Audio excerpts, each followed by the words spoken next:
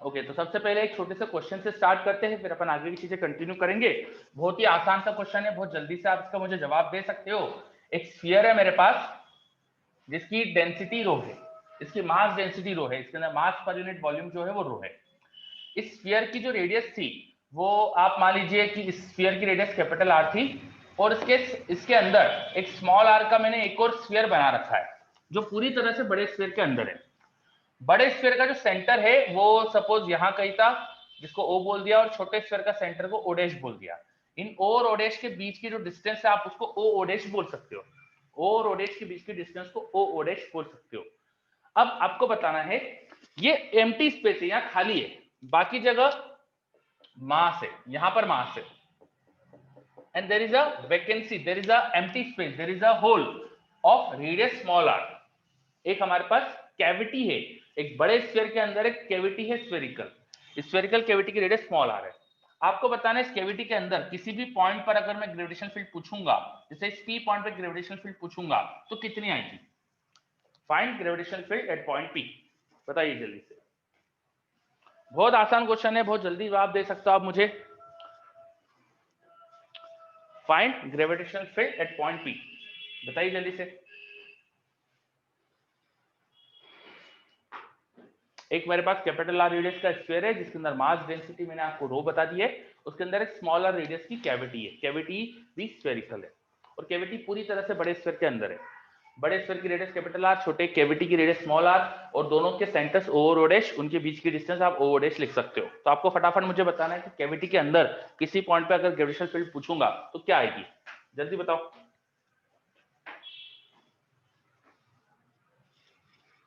और इसी के साथ समय खत्म। इतनी देर में आंसर आ जाना चाहिए था। अगर इतनी देर में आंसर नहीं निकाल पाए मतलब इलेक्ट्रोस्टैटिक में आपने ये अच्छे से पढ़ा नहीं है, या तो आपने ध्यान नहीं दिया आपने। ठीक है, इसका आंसर आ जाएगा रो आर, आर मतलब यहाँ पे ओ डैश लेना बाय 3 एप्सिलॉन नॉट, और एप्सिलॉन नॉट को अपन कन्वर्ट कर सकते हैं, इसके अंदर ऊपर नीचे 4 पाई मल्टीप्लाई कर दो, नीचे 4 पाई एप्सिलॉन नॉट जो आया उसको अपन जी लिख सकते हैं ग्रेविटेशन में, यह आंसर आ जाता है इसका। इस पॉइंट पे अगर आपको ग्रेविटेशनल फील्ड लिखना है पी पॉइंट पे, तो gravitational field easy eight point P, यह आंसर आ जाएगा। क्या समझ में आया आपको मैंने कैसे लिखा आंसर? ही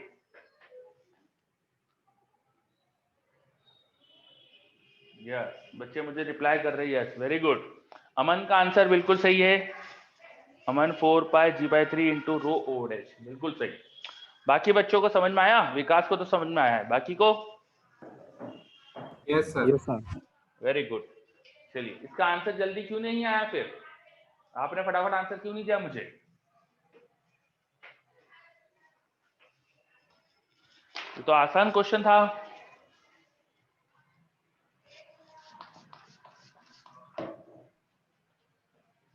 चलो, सब यस बोल रहे हैं, पर मुझे आंसर को नहीं दे रहा कि आंसर क्यों नहीं दिया जल्दी।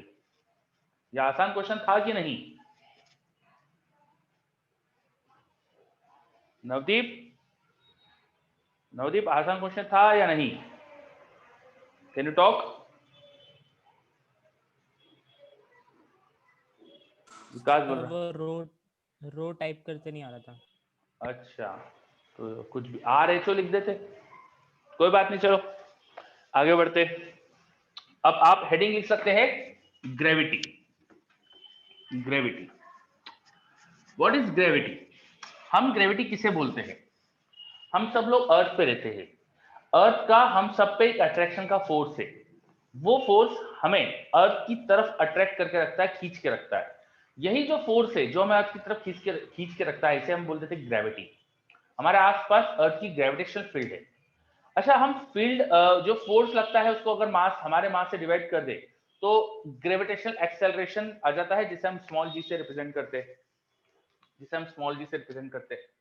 तो हम सबको एक ग्रेविटेशनल एक्सेलरेशन फील होता है, अर्थ के फोर्स की वजह से हम सबको ग्रेविटेशनल एक्सेलरेशन फील होता है। उस ग्रेविटेशनल एक्सेलरेशन की वैल्यू क्या होगी? That will be force by mass, that will be force by mass. चलो इसकी वैल्यू निकालते हैं, उसकी वैल्यू क्या आना चाहिए। चलो अर्थ की सरफेस से कुछ हाइट पे चलते हैं, हाइट फ्रॉम अर्थ, अर्थ की सरफेस से किसी हाइट पे चलते हैं। तो मान लीजिए अर्थ थी, इसकी रेडियस कैपिटल आर, इसका मास था m और नीचे मैंने e लगा दिया, वो e लगा रहा हूं ताकि आपको समझ में आए कि मास ऑफ अर्थ है ये। चलिए इसकी सरफेस से कुछ ऊंचाई पे चलते हैं, h ऊंचाई पे चलते हैं, h हाइट पे चलते हैं, और यहाँ पर कोई मास कंसीडर करते हैं। इस मास पर अर्थ की वजह से क्या फोर्स लगता है, क्या वो फोर्स लिख सकते हैं हम? क्या इस मास पे अर्थ की वजह से फोर्स लिख सकते हैं हम? Yes sir. लिख सकते हैं, जी m1 m2 बार स्क्वायर, बिल्कुल सही कहा आपने, लिख सकते हैं। तो आ जाएगा g mass of earth into mass of object divide by distance जो भी इनके बीच की है। अब देखिए डिस्टेंस r प्लस h हो जाएगी ना, अर्थ के सेंटर पे अर्थ का सारा मास कॉन्सेंट्रेटेड मान सकते हैं अपन, किसी सॉलिड स्फीयर का सारा मास उसके सेंटर पे मानकर हम उसकी ग्रेविटेशन फील्ड लिख सकते हैं, बाहर लिखना होगा स्फीयर के। तो वही चीज कर रहा हूं मैं, पूरे अर्थ का मास यहां मान लिया, तो यहां और यहां के बीच की डिस्टेंस r प्लस h हो जाएगी, तो नीचे आना चाहिए मेरे पास r प्लस h का स्क्वायर, ये आ जाएगा फोर्स। इसको डिवाइड कर दो हमारे मास से, m मास से, तो हमें ग्रेविटी मिल जाएगी। तो इस पॉइंट पे अगर कोई ग्रेविटी पूछे तो इस फोर्स को बस m से डिवाइड कर दो, तो आने वाला है g mass of earth upon r plus h का स्क्वायर। मैंने आपको बताया था कि अर्थ की रेडियस एक्चुअली बहुत ज्यादा होती है, 6400 किलोमीटर, 6400 किलोमीटर है, और हम लोग अर्थ की हाइट, अर्थ की सरफेस से ज्यादा हाइट पे जा नहीं सकते। कोई माउंट एवरेस्ट भी चढ़ जाएगा तो वो 8-9 किलोमीटर के आसपास हाइट आएगी, 9 किलोमीटर समथिंग। तो 9 किलोमीटर भी 6400 किलोमीटर के कंपेयर में तो बहुत कम है। तो हम इस एच को नॉर्मली निग्लेक्ट करते हैं, लेकिन अब अपन निग्लेक्ट नहीं कर रहे, हम मान के चल रहे कि एच थोड़ा बड़ा है, एच थोड़ा बड़ा है, तो निग्लेक्ट नहीं कर रहे। तो निग्लेक्ट ना करेंगे तो फिर जी की वैल्यू वो नहीं आएगी जो अर्थ की सरफेस पे आती है। अगर कोई अर्थ की सरफेस पे देखेगा, जैसे यहां देखेगा एट सरफेस, तो वहां पर जी की वैल्यू हम बोलते थे G M by R square, height को 0 डाल दिया, इसे चलो जी नॉट बोलते थे। अर्थ की सरफेस पे जो ग्रेविटी की वैल्यू है उसे चलो मैंने कह दिया जी नॉट। तो क्या ये जी नॉट के बराबर है? नहीं, दिख रहा है नीचे आर प्लस एच का स्क्वायर है, जी नॉट से कम है ये, क्योंकि नीचे आर प्लस एच का स्क्वायर है, यहाँ पे बड़ी चीज आ गई डिनोमिनेटर में, तो जी से जी नॉट से कम हो गया। इसका मतलब अर्थ की सरफेस से किसी हाइट पे जाओ तो ग्रेविटेशनल एक्सेलरेशन की वैल्यू कम हो जाती है, अर्थ की सरफेस से किसी हाइट पे जाओ तो ग्रेविटेशनल एक्सेलरेशन की वैल्यू कम हो रही है। तो g less than G naught आ गया, पहली चीज तो समझ में आई। अब इसका थोड़ा सा सिंपल एक्सप्रेशन बनाते हैं हम, नीचे से r कॉमन लो, तो इसे मैं लिख सकता हूँ g me, नीचे से r कॉमन लिया तो r का स्क्वायर बाहर आ जाएगा, क्योंकि r प्लस h का यहाँ होल स्क्वायर था, तो r स्क्वायर बाहर आ गया, अंदर बचेगा 1 प्लस h बाय r की power 2, 1 plus h by r की पावर 2। इसको चलो न्यूमरेटर में लेके जाते हैं, तो हो गया g me upon r square into 1 plus h by r की पावर -2, ऐसा एक्सप्रेशन बना मेरे पास।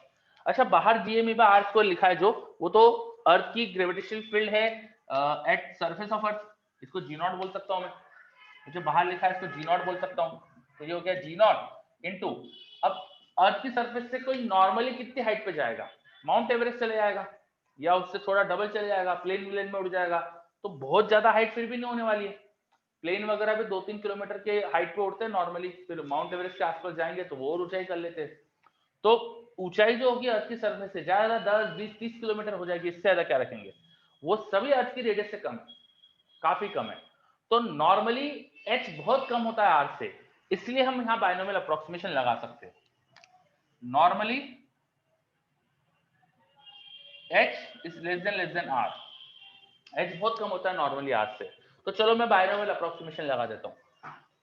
1 plus a small number h by r, बहुत छोटा हो जाएगा ना क्योंकि h बहुत छोटा r से, तो 1 प्लस अ स्मॉल नंबर की पावर में कुछ लिखा है अगर, तो उस पावर को मैं आगे ला सकता हूं बाय बायनोमियल अप्रोक्सीमेशन, तो उस पावर को मैं ऐसा लिख दूंगा, यहाँ पे -2 लेके आ जाऊंगा इंटू h बाय r, तो मेरे पास एक्सप्रेशन कुछ ऐसा बन गया g not 1 - 2h bye r। ये हो गया अर्थ की सरफेस से h हाइट पे जाने पे g का वेरिएशन, और ये लीनियर एक्सप्रेशन आ रहा है, 1 - 2h बाय r, h की पावर यहाँ पे 1 है, तो लीनियर एक्सप्रेशन है ये। तो जैसे जैसे अर्थ की सरफेस से ऊपर जाते हैं g लीनियरली कम हो रहा है, g लीनियरली कम हो रहा है, ठीक है, इस तरह से अपन याद रख सकते हैं। पर हाँ, ये एक्सप्रेशन तभी लगाना है जब h बहुत कम हो। क्वेश्चन में अगर आपको हाइट दिख रही है 5, 10, 20 किलोमीटर तक तो लगाना, बहुत ज्यादा दिख रही हो 100-200 किलोमीटर तब मत लगा देना, 100-200 किलोमीटर पे भी थोड़ा एरर आएगी पर इतनी नहीं आएगी, पर स्टिल उसको मत लगाना। चलिए, क्या ये समझ में आया एक्सप्रेशन? अर्थ की सरफेस से हाइट पे जाए तो जी का वेरिएशन हो रहा है, किस तरह से वेरिएशन हो रहा है वो अपन देख रहे हैं। अर्थ की सरफेस से कुछ हाइट पे जाओ तो जी कम हो जा रहा है। क्या चीज अच्छे से क्लियर है? आदित्य को तो क्लियर है। Yes sir. Okay sir field को भी हमने ऐसे ही डिफाइन किया था ना F/m से सर। फिर से बोलो। सर ग्रेविटेशनल फील्ड को भी हाँ हमने बिल्कुल सही कहा आपने, ग्रेविटेशनल फील्ड और ग्रेविटेशनल एक्सेलरेशन प्रोवाइडेड बाय अर्थ एक ही चीज होती है। अर्थ की वजह से ग्रेविटेशनल एक्सेलरेशन जितना मिलता है उतनी अर्थ की ग्रेविटेशनल फील्ड आती है। बिल्कुल सही कहा आपने। चलो आगे बढ़ते। अब अर्थ के अंदर चलते एक काम करते, कोई सुरंग खोद के अंदर चले गया तो पूछ लेते अपन। तो कोई अंदर चले गया, इस पॉइंट पे चलते, यहाँ ग्रेविटी की वैल्यू क्या होगी निकालते। तो यहाँ पे m मास का पार्टिकल रखो, उससे फोर्स क्या लग रहा है वो देखते हैं अपन। तो अब अपन पॉइंट 2 पढ़ रहे, इनसाइड अर्थ, इनसाइड अर्थ। चलो मानते हैं कि अर्थ की सरफेस से अपन h हाइट अंदर चले गए, h डिस्टेंस अंदर चलेगा अर्थ की सरफेस से। तो अब अर्थ के सेंटर से डिस्टेंस क्या बचेगी? वो बचेगी r माइनस एच। अर्थ के सेंटर से डिस्टेंस बचेगी r माइनस एच। अब यहाँ ग्रेविटी की वैल्यू क्या आएगी वो निकालते हैं। तो पहले तो इससे फोर्स क्या लगेगा ये बताना पड़ेगा आपको मुझे। फोर्स क्या लगेगा ये लिखते हैं अपन। तो फोर्स हो जाएगा, अर्थ के अंदर जो ग्रेविटी की वैल्यू होती है पहले तो वो कम हो जाती है, वो लिखना पड़ेगा अपन को। तो वो होती है जी, क्या था तो उसका relation rho r by 3 epsilon naught होता था, है ना? Yes sir. लास्ट क्लास में रिलेशन पूरा निकाल दिया था ना, रो को लिख दिया था G 4 mass by 4 pi r cube 4 by 3 pi r cube, ऐसा करके पूरा एक्सप्रेशन क्या आया था? पूरा एक्सप्रेशन क्या आया था? Sir 3 capital M R G by R cube. 3 capital M R G, R हो जाएगा यहाँ पे R minus H। Yes sir, upon R cube. हाँ चेक कर लीजिए, यही है।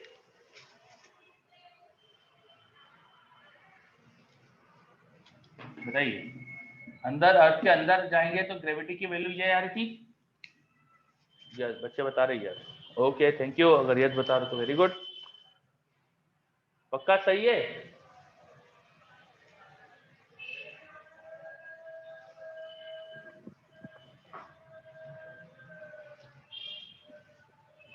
बच्चे यस बोल रहे हैं, मुझे डाउट है इसमें, मैं चेक कर रहा हूँ, मुझे डाउट है। अर्थ के अंदर जो ग्रेविटेशन फील्ड होती है वो होती है रो आर, आर यहाँ पे आर माइनस एच हो जाएगा बाय 3 एप्सिलॉन नॉट, ऊपर नीचे 4 पाई से मल्टीप्लाई कर देते हैं, 4 पाई एप्सिलॉन नॉट, इसको जी लिख देंगे अपन कैपिटल जी, और रो को लिख देंगे मास अपॉन वॉल्यूम, वॉल्यूम हो जाता है 4 बाय 3 पाई आर क्यूब। तो ये 4 पाई से 4 पाई देखो कैंसिल हो गया, और 3 से 3 भी कैंसिल हो गया। तो आपने गलत बताया था, ये आ रहा है हमारे पास G M by R cube into R minus H. जो 3 आप बोल रहे थे वो 3 नहीं आ रहा है, ठीक है।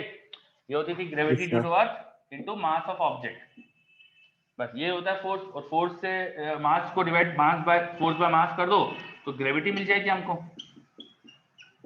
तो ग्रेविटी आ जाएगी हमारे पास G M E by R cube into R minus H.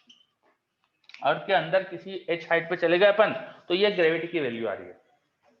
क्या एक्सप्रेशन समझ में आया? Yes sir. Yes sir.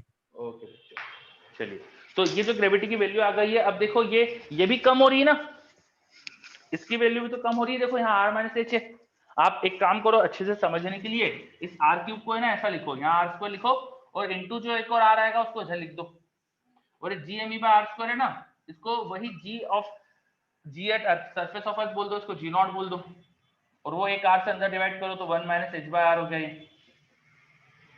तो देखो ये भी तो लीनियरली कम हो रहा है, और यहाँ तो कोई अप्रोक्सीमेशन भी लगाना नहीं पड़ा हमें, ये तो बिना अप्रोक्सीमेशन के दिख रहा है लीनियरली कम होते जा रहा है। 1 माइनस एच बाय आर है ना, तो ये नंबर 1 से छोटा है, 1 माइनस एच बाय आर है माइनस होने की वजह से, तो 1 से छोटा है, मतलब जी छोटा आ रहा है जी नॉट से, तो अंदर जा रहे हैं तो भी जी कम हो रहा है। अर्थ की सरफेस से अंदर गए तो भी जी की वैल्यू जी नॉट से कम हो रही है, और ये भी लीनियरली कम हो रही है बिना अप्रोक्सीमेशन के। वहां अप्रोक्सीमेशन के बाद लीनियरली कम हो रही है, और ये बिना अप्रोक्सीमेशन के लीनियरली कम हो रही है। तो ग्रेविटी एट अर्थ सेंटर वहां जाके देखे तो जीरो हो जाएगी, क्योंकि एच को आर डाल दोगे आप, एच को आर डालोगे तो ये 1 हो गया, 1 माइनस 1 जीरो हो जाएगा। तो यहाँ जीरो होती ग्रेविटी, लीनियरली बढ़ती है, अर्थ की सरफेस पे मैक्सिमम होती है, उसके बाद थोड़ी देर लीनियरली कम होती है, उसके बाद एक्सपोनेंशियल पैराबोलिकली कम होती जाएगी, हाइपरबोलिकली कम होगी, नीचे h का स्क्वायर है। तो अगर ग्रेविटी का ग्राफ भी बना के देखे आप तो ये भी बना सकते हैं अपन। अर्थ के सेंटर पे 0, वहां से अर्थ की सरफेस तक ये बढ़ेगी, अर्थ की सरफेस पे मैक्सिमम हो जाएगी, g0 हो जाएगी, उसके बाद थोड़ी देर लीनियरली कम होके फिर हाइपरबोलिकली कम होने लगेगी। ऐसा कुछ इस तरह का ग्राफ आ जाना चाहिए, ठीक है, कुछ इस तरह का ग्राफ आ जाना चाहिए। ये होता है अर्थ के सेंटर से स्मॉलर डिस्टेंस पे ग्रेविटी का ग्राफ, और अर्थ की रेडियस के बराबर डिस्टेंस पे r पे हमें मैक्सिमम मिलेगी g0। चलो, तो ये अपन ने पढ़ा variation of gravity due to height and depth on earth. क्या चीजें क्लियर है? Yes, very good, okay. अब हम अर्थ को है ना बार बार देखिए स्फेरिकल मान के चल रहे हैं। एक्चुअली में जो अर्थ है it is not perfectly spherical, वो थोड़ी सी चपटी है। पोल पे देखेंगे तो थोड़ी सी चपटी है। ये अगर नोट हो गया हो तो मैं एक पॉइंट यहां भी बता रहा हूं, अर्थ का जो शेप है वो कैसा है, वो पोल पे थोड़ा दबा हुआ है, तो उसका शेप एक प्रॉपर स्फीयर नहीं है। एक स्फीयर अगर बनाओ तो उसके पोल्स पे उसको थोड़ा सा दबा दो, कुछ ऐसा शेप होता है अर्थ का। पोल पे जो रेडियस होती है वो कम होती है, कुछ ऐसा शेप है। मतलब अर्थ के सेंटर से यहाँ जो ये जो रेडियस आएगी और ये जो रेडियस आएगी पोल वाली, तो पोल वाली थोड़ी कम होती है। मेरे से डायग्राम उतना अच्छा बना नहीं है, थोड़ा सा इसको मैं सही करता हूँ ताकि आपको अच्छे से दिखे। थोड़ा जो शेप होता है ना अर्थ का कुछ ऐसा होता है।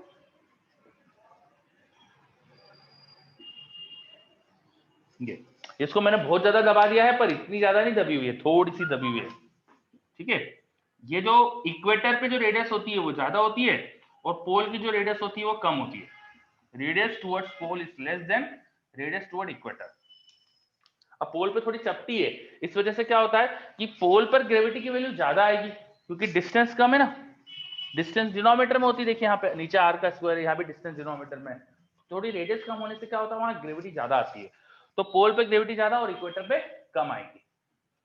जब ग्रेविटी की वैल्यू अपन पोल पे निकालेंगे तो ज्यादा आएगी, और ग्रेविटी की वैल्यू अगर मैं इक्वेटर पे निकालूंगा तो कम आएगी। g8 pole is greater than g8 equator. कितना डिफरेंस होता है ये? तो बहुत ज्यादा डिफरेंस नहीं होता, इनका जो डिफरेंस आएगा ना वो करीब करीब 0.02 आता है मीटर पर सेकंड स्क्वायर। अंदाज से बता रहा हूं मैं कि इस ऑर्डर का होता है, मतलब एग्जैक्ट याद रखने की जरूरत नहीं है आपको, एक छोटा नंबर है ये बताने के लिए मैंने नंबर बताया है 0.02 मीटर पर सेकंड स्क्वायर। तो ये करीब डिफरेंस आता है gravity at pole and gravity at equator का। चलो, तो ये पॉइंट समझ में आया आपको। अर्थ का शेप स्फेरिकल नहीं होने की वजह से भी ग्रेविटी वेरी करती है। Is it clear? Yes sir. है ना। अब ग्रेविटी का एक और तरह से वेरिएशन देखते हैं अपन। हम सब अर्थ पर है और अर्थ अपने एक्सिस के वर्ड घूम रही है।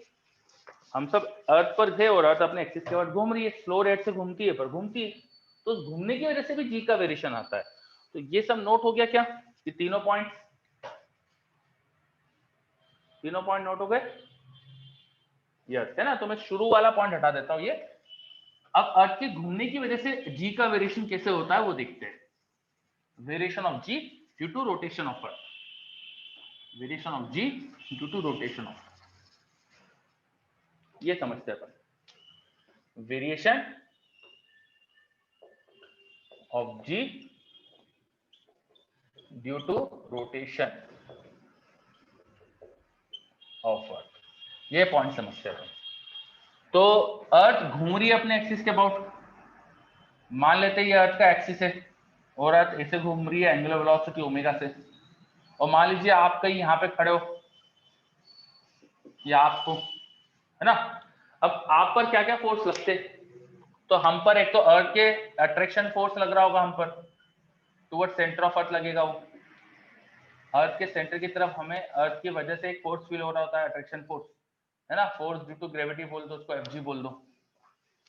अब आप अर्थ की सरफेस पे खड़े हो, आप भी घूम रहे हो। अगर विथ रिस्पेक्ट टू अर्थ देखे, चलो हमारा diagram with respect to earth देखते हैं, विथ रिस्पेक्ट टू अर्थ देखते चलिए।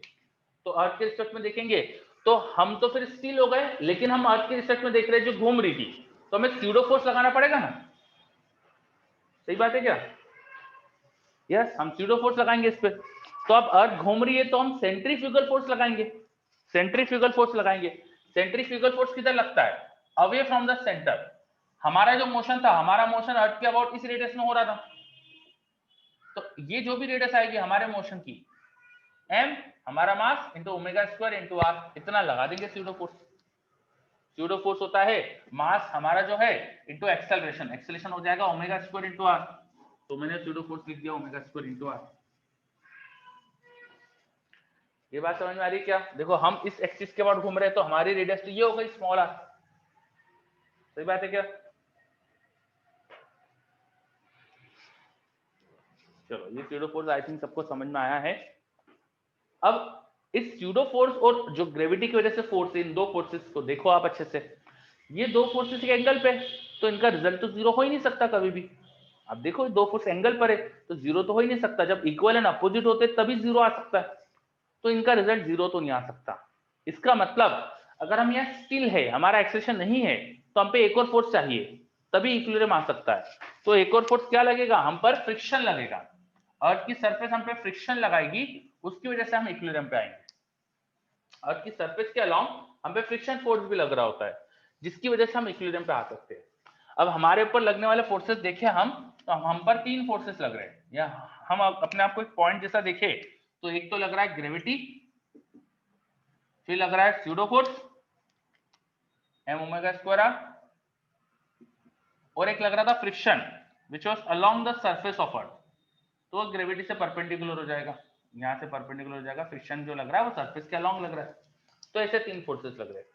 एक काम करते हैं, हमें ग्रेविटी निकालने में इंटरेस्ट है, तो हम इस डायरेक्शन में m ओमेगा स्क्वायर r को रिजॉल्व कर लेते हैं। हम मान लेते हैं कि ये जो वर्टिकल से एंगल था यहाँ पर वो थीटा था, तो वर्टिकल लाइन से यहाँ पर एंगल था थीटा, ये हो जाएगा 90 माइनस थीटा, तो m ओमेगा स्क्वायर r का इधर एंगल हो जाएगा m omega square r sin theta. सही बात है क्या? देख लेते एक बार, या एक काम करते एंगल को इक्वेटर से लेते, यहाँ पे इक्वेटर था तो इक्वेटर से एंगल ले लेते हम थीटा। किताबों में जनरली ये इक्वेटर से एंगल के टर्म में दिया रहता है, तो चलो मैं भी इक्वेटर से एंगल ले लेता हूँ। इक्वेटर से जो एंगल होता है उसको अपन लैटिट्यूड एंगल भी बोलते हैं, तो इसका मतलब लैटिट्यूड एंगल हो जाएगा, ये एंगल थीटा ले लेते, ये वाला एंगल थीटा ले लिया। तो अब मैं इस डायरेक्शन में देखूं तो फोर्सेस बैलेंस होने के लिए क्या लिखूंगा बताओ?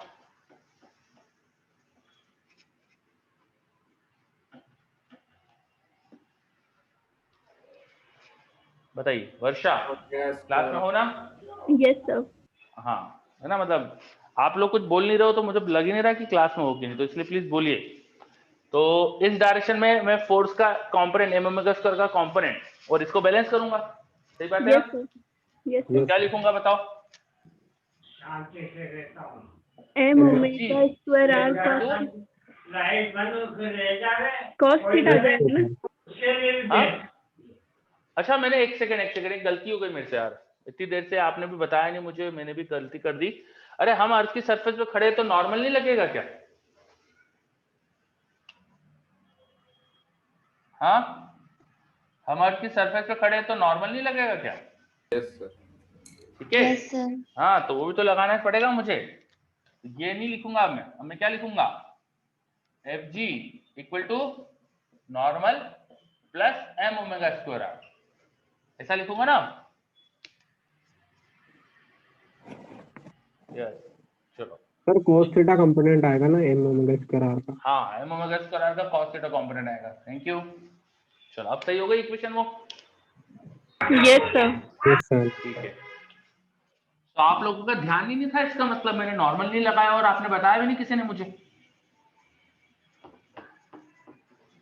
क्यों?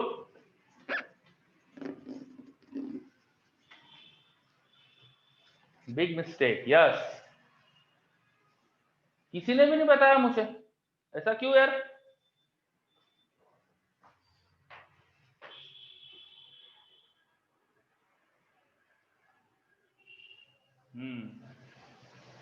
ठीक है सुमित, ध्यान दीजिए आप प्लीज जल्दी से सब, है ना? सबका ध्यान पूरा बोर्ड पे 100% अटेंशन यहीं पर होना चाहिए। तो ये इक्वेशन बन गई हमारे पास इस डायरेक्शन में फोर्स को बैलेंस करके, क्योंकि हम अर्थ की सरफेस पे रेस्ट पर है, अर्थ के रिस्पेक्ट में रेस्ट पर है, तो हमारा एक्सेलरेशन नहीं होना चाहिए, फोर्स बैलेंस होना चाहिए। तो ये इक्वेशन बन गई। अब यहां से मैं हम पे लगने वाला नॉर्मल निकाल सकता हूँ। नॉर्मल जो होगा हम पे लगने वाला वो क्या आ जाएगा, force due to gravity minus M omega square R cos theta. अच्छा, फोर्स ड्यू टू ग्रेविटी जो होगा उसको तो अपन लिख सकते हैं ना, वो तो हमें लिखते आता है, वो जाएगा जी मास ऑफ अर्थ इनटू हमारा मास डिवाइड बाय डिस्टेंस अर्थ के सेंटर से जो है।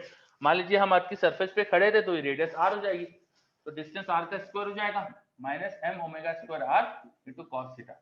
ये हम पे लगने वाला नॉर्मल है। कोई अगर वेइंग मशीन रखे यहाँ पर अगर वेट मशीन रखी जाए तो वेट मशीन हमारा नॉर्मल ही रीड करती है।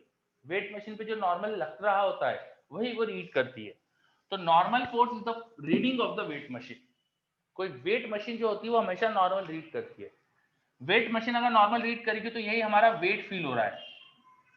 Yes, sir. वेट ऑब्जर्व, हमारा जो वेट ऑब्जर्व होगा वो नॉर्मल ही होता है। तो बस नॉर्मल जो हो रहा है वो तो ये आ रहा है।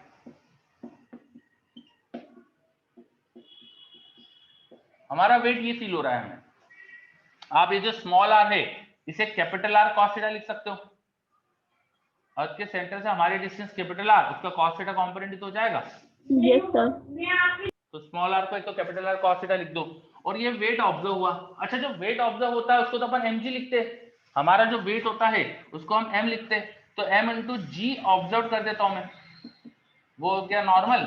यहाँ पर मैं जी एम ई बाकी सब एज लिख देता हूँ, minus M omega square R को मैंने लिख दिया capital R into cos theta, तो कॉस थीटा का स्क्वायर आ गया। मैंने स्मॉल आर को लिख दिया capital R into cos theta. इस m से उधर डिवाइड कर दो तो g जो हमें फील हो रहा है, g जो ऑब्जर्व हो रहा है वो आ जाएगा g M E by R square, जिसको अपन जी नॉट बोलते थे, माइनस m तो कैंसिल हो गया omega square R cos square theta. ये G M E by R square को जी नॉट कहा था मैंने, याद करिए, तो G naught minus omega square R cos square theta. So rotation of earth की वजह से हमारा जो ग्रेविटी फील हो रही है हम पर, हमारा जो वेट फील हो रहा है वो चेंज हो गया, वो कम हो गया। देखो यहाँ माइनस साइन है, इसका मतलब कम हो गया। तो due to rotation of earth कोई वेट मशीन रखी जाए तो रोटेशन ऑफ अर्थ की वजह से भी यहाँ पर नॉर्मल में कमी आएगी, जिससे हमारा वेट कम फील होगा।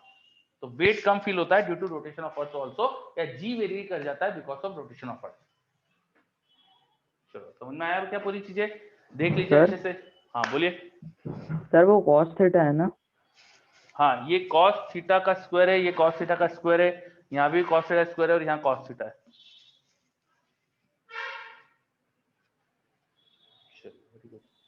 सर हाँ बोलिए। सर, इसके अकॉर्डिंग तो इक्वेटर पे फ्रिक्शन जीरो होने की पॉसिबिलिटी है। हाँ बिल्कुल सही कह रहे हो आप, बिल्कुल 100% सही कह रहे हो। अगर इक्वेटर पे खड़े हो जाएंगे तो हमें रुकने के लिए अर्थ की सरफेस के रिस्पेक्ट में हम रुके रहेंगे बिना फ्रिक्शन के। बिना फ्रिक्शन के अर्थ की सरफेस पे हम रुके रह सकते हैं।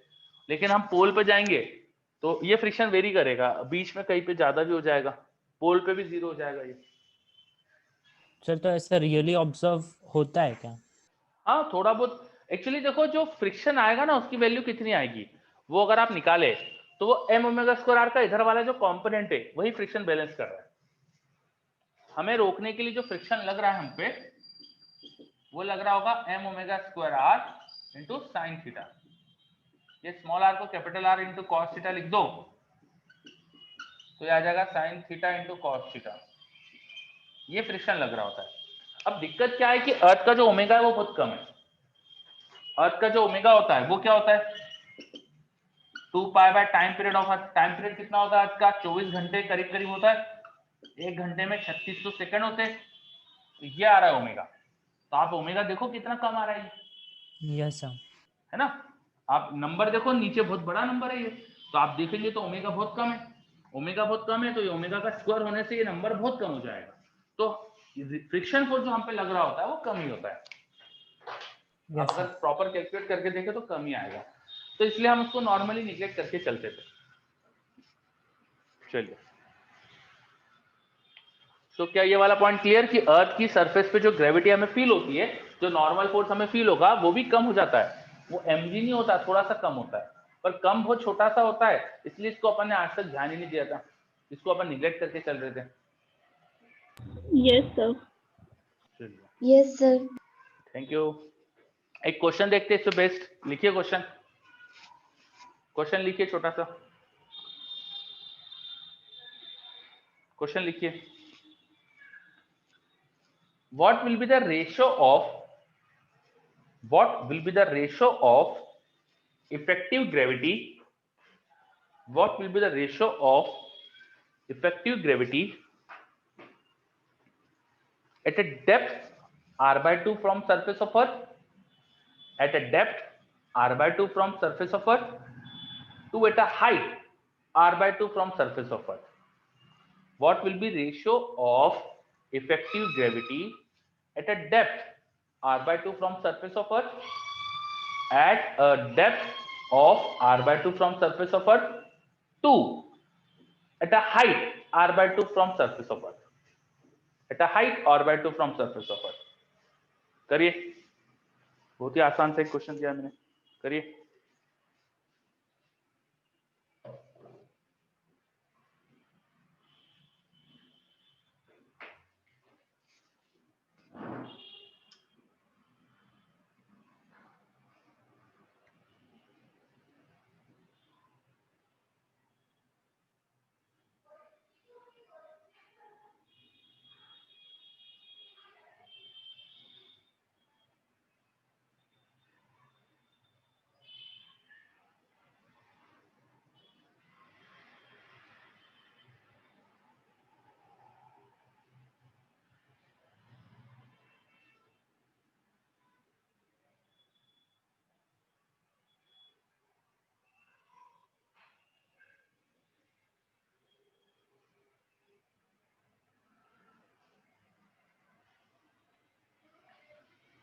चलिए, आंसर आ रहा है मेरे पास।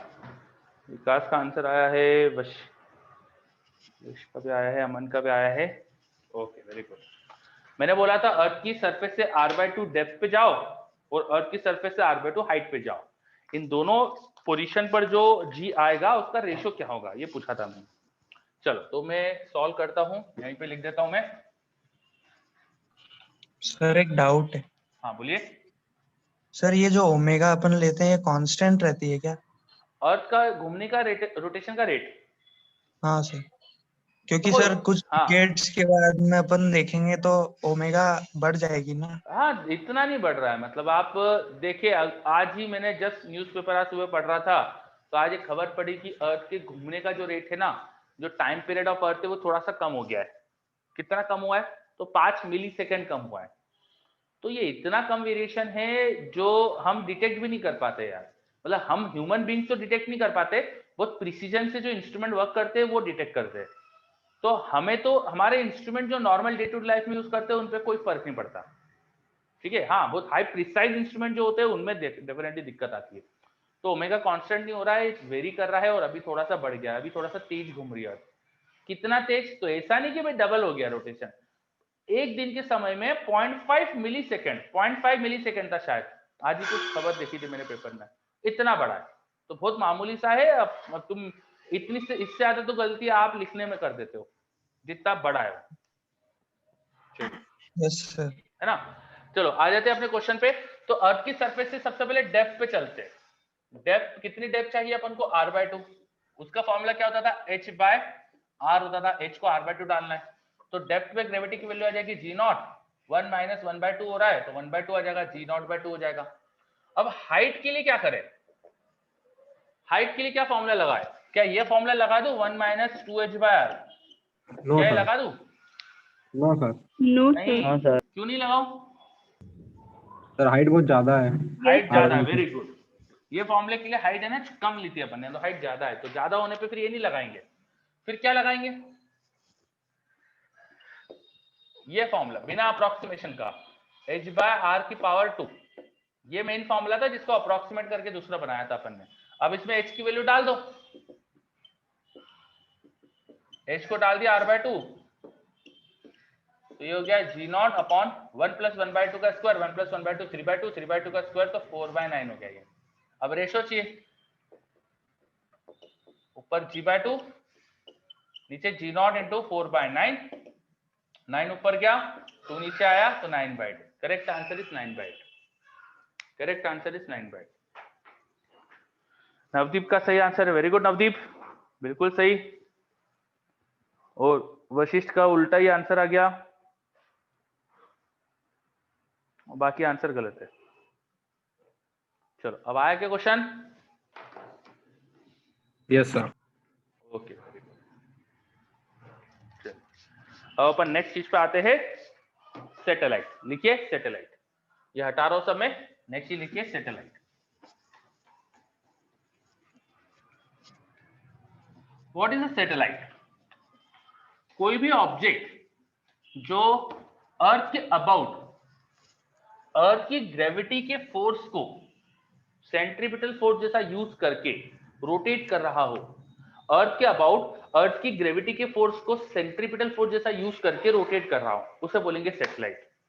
अ satellite is an object which rotates about earth due to centripetal force provided by earth. Earth का ग्रेविटी का फोर्स जो सेंट्रीपिटल फोर्स प्रोवाइड कर रहा है, उसकी वजह से ही घूमने वाला ऑब्जेक्ट कहलाता है satellite. Moon is a heavenly object, moon एक हेवनली ऑब्जेक्ट है, और मून ऐसा ऑब्जेक्ट है जो हमने नहीं बनाया। So moon is a naturally occurring satellite of earth, जो अपने आप मिला है हमको। कुछ हमने भी सैटेलाइट बनाए हैं जो अर्थ की अबाउट घूमते। कई सारे सैटेलाइट तो आपने सुने भी होंगे। इनसेट सीरीज जो है इंडिया की, इनसेट सीरीज, वो पूरी सैटेलाइट की सीरीज है। बहुत सारी सीरीज से इंडिया के अंदर सैटेलाइट कम्युनिकेशन के लिए यूज करते जो अपन। तो कई सारी सैटेलाइट इंडिया ने भी लॉन्च करी है। जीपीएस सिस्टम आज हर कोई यूज करता है मोबाइल में। जीपीएस भी एक सिस्टम है जिसमें सैटेलाइट्स के थ्रू पोजीशनिंग देखी जाती है ना। तो ये बहुत ज्यादा हम सैटेलाइट का सिस्टम यूज कर रहे हैं। कई सारी सैटेलाइट अर्थ के अबाउट रिवॉल्व कर रही है। इन सब सैटेलाइट्स का मोशन जो होता है वो गवर्न होता है ड्यू टू अर्थ ग्रेविटी। अर्थ की ग्रेविटी की वजह से गवर्न होता है। किसी का कुछ मैसेज आया है? Just a second.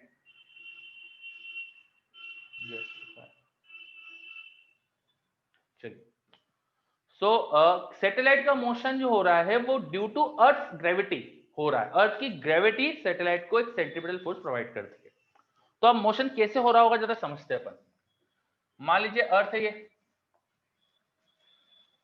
मान लीजिए अर्थ है, अर्थ की रेडियस अपन मान लेते हैं स्मॉल आर कुछ है, अर्थ का मास मान लेते हैं me है, और सपोज अर्थ के सेंटर से स्मॉल आर की डिस्टेंस पर कोई सैटेलाइट है जो घूम रही है, कोई स्मॉल एम मास की सैटेलाइट है जो रिवॉल्व कर रही है। दिस इज अ सैटेलाइट जो अर्थ के अबाउट रिवॉल्व कर रही है। ये जो सैटेलाइट है इसकी आप अर्थ की सरफेस से हाइट भी लिख सकते हो। हाइट को लिख दोगे r माइनस कैपिटल R। आप हाइट के फॉर्म में भी चीजें लिख सकते हो। मेरी आदत स्मॉल आर के टर्म में लिखने की है, किताबों में हाइट के टर्म में भी चीजें लिखी रहती है, तो आप ऐसा भी कन्वर्ट कर सकते हो। इस सैटेलाइट पे अर्थ की वजह से फोर्स क्या लग रहा होगा? वही सेंट्रीपिटल फोर्स होगा।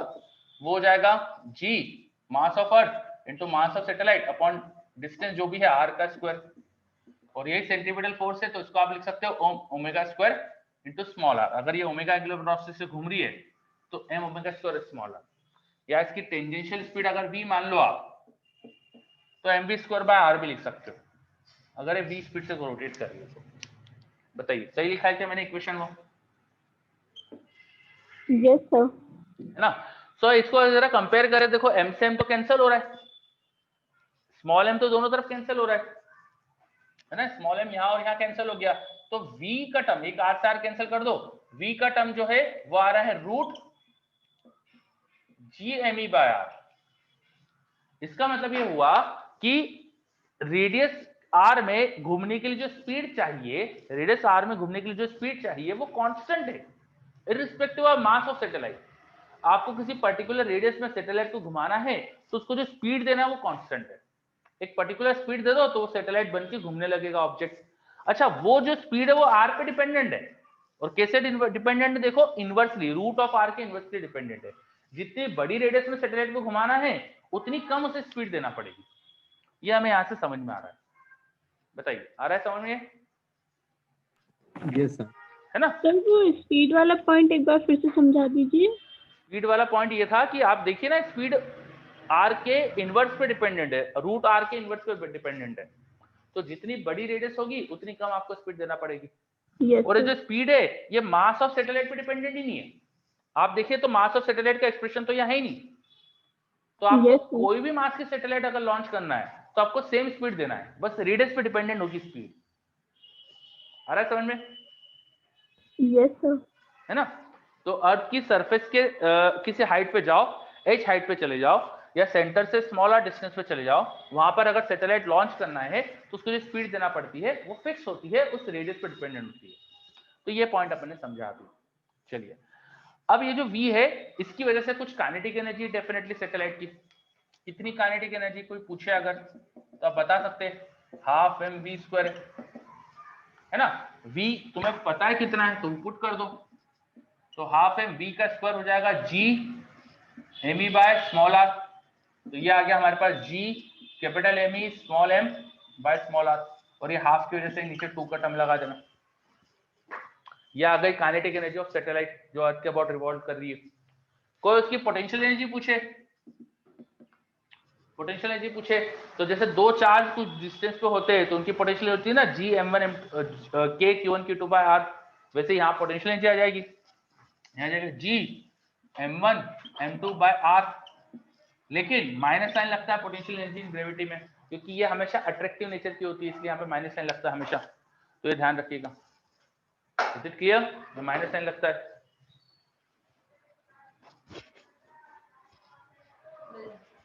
Is it clear? Minus sign लगता है, क्लियर?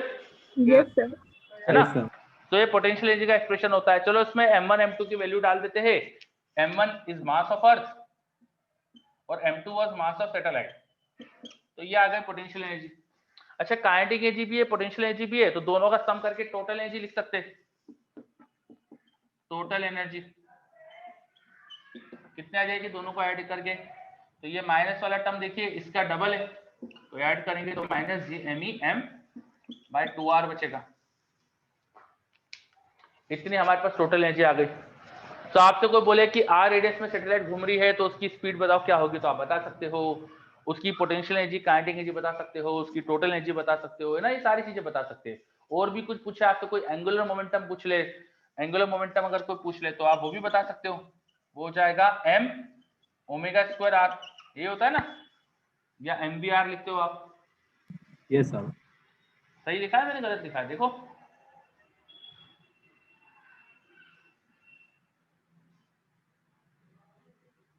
कोई बोल ही M नहीं रहा, ओमेगा गलत R लिखा है वो। स्क्वायर है, R स्क्वायर था।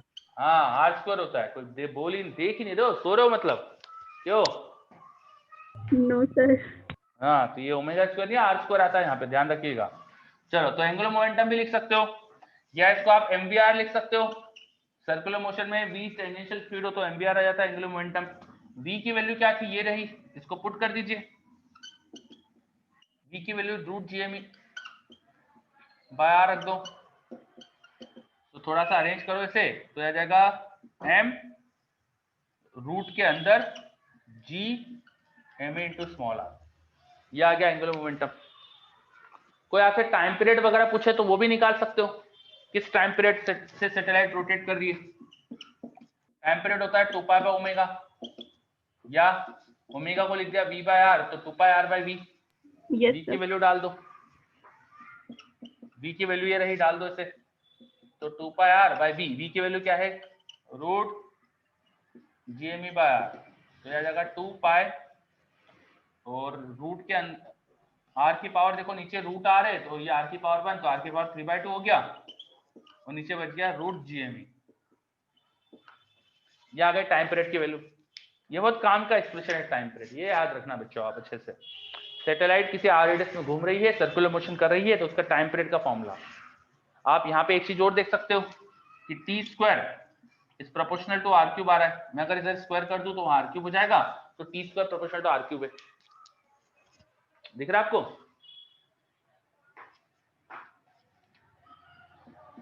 टी स्क्वायर एक तरह से हो रहा है 4 pi square by G M E into R cube. ये जो प्रोपोर्शनलिटी कांस्टेंट आ रहा है इसको भी याद रखना, ये क्या आता है, 4 pi square upon G M E. ये बहुत काम की चीज है proportionality constant.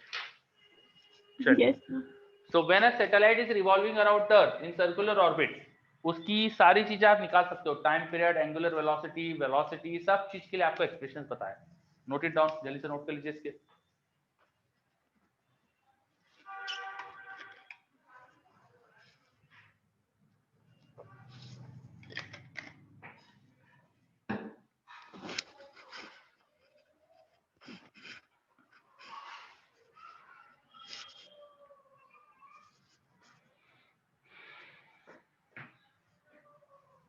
Noted, very good. So satellite के बारे में मैंने काफी चीजें बता दी आपको, उसकी एंगुलर वेलोसिटी वगैरह सारी चीजें। इस पे अपन केप्लर्स लॉ पर भी आएंगे। एक छोटा सा पॉइंट अभी पढ़ते हैं, फिर केप्लर्स लॉ पे आने वाले हैं। छोटा सा पॉइंट तो लिखिए, escape velocity. Escape velocity, ESCAP, escape velocity. देखिए, अगर आप सैटेलाइट की भी टोटल एनर्जी देखें तो नेगेटिव आ रही है। ये रही टोटल एनर्जी, माइनस में आ रही है। टोटल एनर्जी नेगेटिव आ रही है। और ये टोटल एनर्जी जो थी, इसमें मैंने काइनेटिक एनर्जी जोड़ रखी थी, विच वाज पॉजिटिव। पॉजिटिव एक काइनेटिक एनर्जी जोड़ी, तब भी नेगेटिव आई है। तो अर्थ के साथ किसी मास के सिस्टम की एनर्जी जो है वो नेगेटिव आ रही है। और अगर हम अर्थ पे खड़े हैं, जैसे हम सब अर्थ पे खड़े हैं, तो हमारे पास तो काइनेटिक एनर्जी भी नहीं है। अगर हम रेस्ट पर है तो हमारी तो टोटल एनर्जी परफेक्टली नेगेटिव आनी चाहिए। ठीक है, जो भी पर्सन अर्थ पे खड़ा है उसकी टोटल एनर्जी नेगेटिव आती है। जो भी पर्सन अर्थ पे खड़ा है उसकी टोटल एनर्जी नेगेटिव आती है। कोई भी पर्सन है यहाँ अर्थ पे, उसका अर्थ के सेंटर के साथ, अर्थ पर जो इंटरेक्शन की एनर्जी होती है इन दोनों की, जो पोटेंशियल एनर्जी होती है, उसको आप लिख सकते हैं -g mass of earth, mass of object upon distance. ये लिख सकते हैं potential energy between a mass and between earth. ये पोटेंशियल एनर्जी होती है। तो ये नेगेटिव है, माइनस साइन नेगेटिव बता रहा है। पोटेंशियल एनर्जी टोटल नेगेटिव है, इसका मतलब ये हो रहा है कि हम बाउंडेड सिस्टम है। सिस्टम की टोटल एनर्जी नेगेटिव है, तो ये आदमी यहाँ से दूर नहीं जा सकता। अगर इन्फिनिटी पे चला जाए आदमी, तो इसकी total energy, potential energy zero हो जाएगी। इन्फिनिटी पे पोटेंशियल एनर्जी जीरो कंसीडर करते हैं, ये फॉर्मूला भी वैसे आता है, इन्फिनिटी पे पोटेंशियल एनर्जी जीरो कंसीडर करके। तो आपको यहाँ से इन्फिनिटी जाना है तो वहां आपकी पोटेंशियल एनर्जी जीरो है, लेकिन अभी अर्थ की सरफेस पे आपकी पोटेंशियल एनर्जी नेगेटिव है। इसका मतलब नेगेटिव से जीरो करना है तो आपको एनर्जी चाहिए।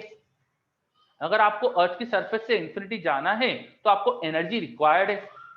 बताओ, ये समझ में आ रहा है क्या? Yes sir. है ना? अगर आपको अर्थ की सरफेस से इन्फिनिटी जाना है तो आपकी एनर्जी इंक्रीज हो रही है, क्योंकि अभी नेगेटिव है और वहां जीरो हो जाएगी। तो नेगेटिव से जीरो होना मतलब इंक्रीज होना। कितना इंक्रीमेंट होगा, उतना ही आपको अभी टोटल एनर्जी चाहिए। आपको उतनी एनर्जी चाहिए, नहीं तो आप वहां जा नहीं पाओगे। अगर आपको अर्थ की सरफेस से इन्फिनिटी जाना है तो आपको एनर्जी रिक्वायर्ड,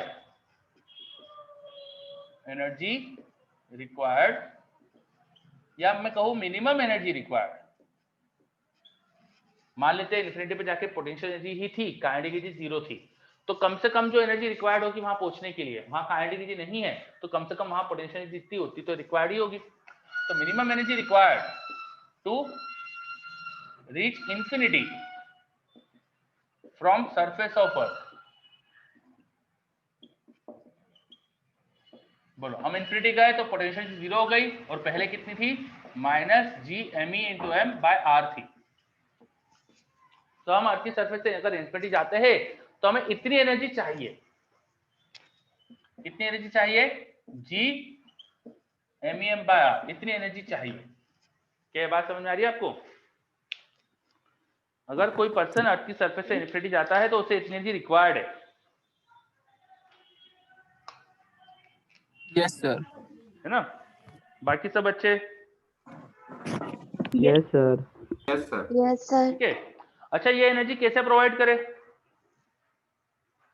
इतनी एनर्जी चाहिए तो कैसे प्रोवाइड करे?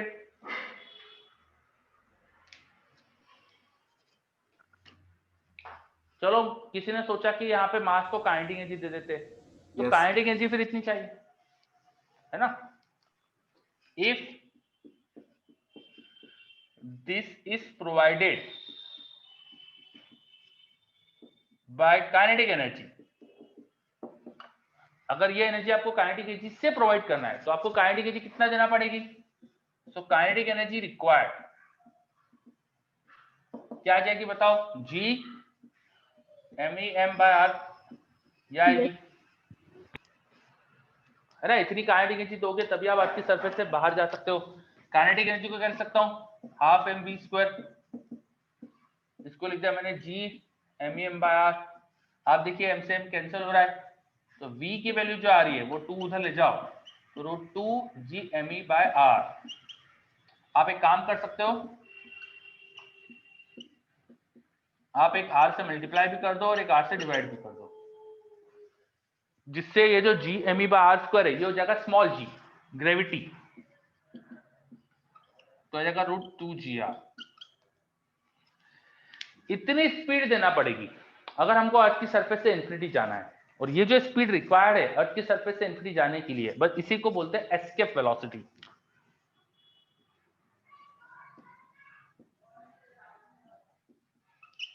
तो अपन पढ़ रहे थे एस्केप वेलोसिटी, इसका मतलब ये होता है कि द स्पीड और वेलोसिटी, द मिनिमम स्पीड या वेलोसिटी भी लिख सकते हो आप, required to escape from earth to infinity. आप अर्थ की सरफेस पे जब हो तो आपकी पोटेंशियल एनर्जी नेगेटिव है, आप इंफिनिटी चले गए तो आपकी पोटेंशियल एनर्जी जीरो हो गई, तो आपकी पोटेंशियल एनर्जी बढ़ रही है। जितना पोटेंशियल एनर्जी में इंक्रीमेंट हुआ वो एनर्जी आपको रिक्वायर्ड है, तो वो आपको अभी चाहिए, तभी आप अपनी पोटेंशियल एनर्जी बढ़ा सकते हो। तो पोटेंशियल एनर्जी बढ़ाना है तो कोई दूसरी एनर्जी चाहिए जिसके एक्सपेंस से पोटेंशियल एनर्जी बढ़ जाएगी। वो एनर्जी काइनेटिक एनर्जी के फॉर्म में अगर मिल रही हो तो काइनेटिक एनर्जी रिक्वायर्ड दिया जाएगी। काइनेटिक एनर्जी को हाफ mv स्क्वायर लिखकर हम वो स्पीड निकाल पा रहे हैं जो हमें अर्थ की सरफेस पे चाहिए।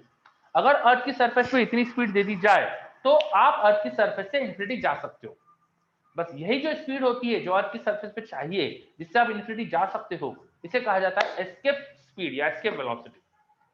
The speed required at the surface of earth so that you are able to escape to infinity, वो आ जाती है हमारे पास √2gr। इसकी वैल्यू निकालो तो क्या आती है, याद होगी यार आप सबको तो 11.2 11.2, वेरी गुड, 11.2 किलोमीटर पर 11.2 क्या मीटर पर सेकेंड, सेकेंड, किलोमीटर पर सेकेंड। किलोमीटर पर सेकेंड, वेरी गुड, किलोमीटर पर सेकेंड। तो इतनी स्पीड चाहिए।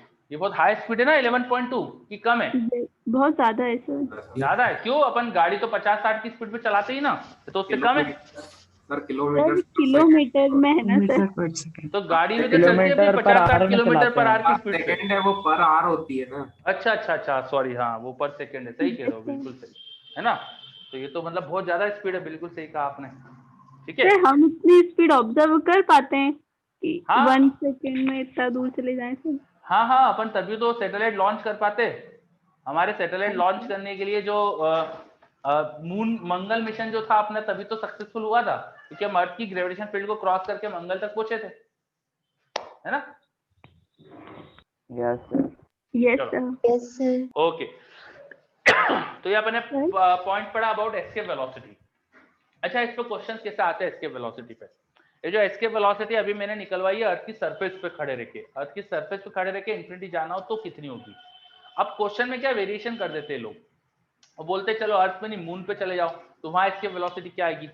तो मून पे जो ग्रेविटी होती है अर्थ की सरफेस से कम होती है और रेडियस भी अलग हो जाती है, तो वहां वेलोसिटी डेफिनेटली बदल जाएगी। फिर वो क्या करते हैं, किसी सैटेलाइट में खड़े रह के वहां से इंफिनिटी पहुंचा देते। तो सैटेलाइट पे खड़े हो अगर, तो आप पहले अर्थ के सेंटर से दूर हो, आपकी अर्थ के सेंटर से कुछ डिस्टेंस है, सैटेलाइट में खड़े हैं, तो आपकी टोटल एनर्जी वहां क्या है इनिशियली वो देखो। आप काइनेटिक एनर्जी भी अगर रख रहे हो, क्योंकि सैटेलाइट में हो तो डेफिनेटली काइनेटिक एनर्जी भी रही होगी आपके पास, तो आपकी टोटल एनर्जी क्या है वो देखो, और फिर उसे इन्फिनिटी पे गए तो जीरो करना है आपको, तो उसके लिए आपको कितनी स्पीड एक्स्ट्रा देना है, ऐसे चेंज करना पड़ता है आपको क्वेश्चन। तो क्वेश्चन जो आते हैं एस्केप वेलोसिटी पे, हमेशा ये नहीं होता कि अर्थ की सरफेस से इंफिनिटी जाने की आपसे स्पीड पूछी जाए, क्योंकि ये तो बहुत आसान हो जाएगा, तो आपको घुमा फिरा के चीजें पूछी जाती है। किसी सैटेलाइट में बैठ के इंफिनिटी जाना है तो कितनी स्पीड देना पड़ेगी, ऐसे क्वेश्चन पूछ लेते हैं। तो लॉजिक क्या है वहां पर, आप इंफिनिटी चले गए तो टोटल एनर्जी जीरो हो गई, और अभी की टोटल एनर्जी क्या वो निकालो और देखो कितना इंक्रीमेंट करना है, जितना इंक्रीमेंट करना है उतनी एनर्जी आपको देना है। समझ में आई बात। Yes sir. हाँ बोलो। तो यहाँ पे इन्फिनिटी को एक रिलेटिव टर्म ही लेके करना है ना। हाँ, इन्फिनिटी मतलब अर्थ की सरफेस से बहुत दूर, मतलब उसके सेंटर से अपन इतनी दूर चले गए कि उसकी फील्ड लग ही नहीं रही हम पे, है ना। इन्फिनिटी मतलब यही होता है, ठीक है। चलो वेरी गुड। तो ये अपन ने पढ़ा भी एस्केप वेलोसिटी। वापस आ सर जाते अगर हैं। हम ज्यादा दूर नहीं जाएंगे तो पोटेंशियल एनर्जी नेगेटिव ही रहेगी ना। हाँ बिल्कुल सही, मतलब हम बॉन्डेड रहेंगे, अर्थ से बॉन्डेड रहेंगे। अर्थ से बॉन्डेड नहीं रहना है अगर हमको, तभी हम एस्केप होंगे। एस्केप का मतलब ही होता है कि अर्थ की फील्ड से बहुत दूर चले गए, तो अर्थ की फील्ड का असर ही खत्म हो गया, तो अर्थ की बॉन्डिंग जो हमसे थी वो खत्म हो गई, मतलब टोटल एनर्जी हमको जीरो करना है, समझे? Yes sir. Very good. So हमने अभी पढ़ा एस्केप वेलोसिटी, थोड़ी देर पहले हमने सैटेलाइट्स के बारे में पढ़ा था। सैटेलाइट कोई अर्थ के सेंटर के बाद घूम रही है तो उसकी वेलोसिटी क्या चाहिए, एनर्जी क्या है, सब चीजें अपन ने देखी थी। थोड़ा सैटेलाइट से रिलेटेड कुछ और चीजें भी होती है, वो देख लेते हैं अपन। तो आगे लिखे आप Kepler's law. Kepler's law, Kepler's law.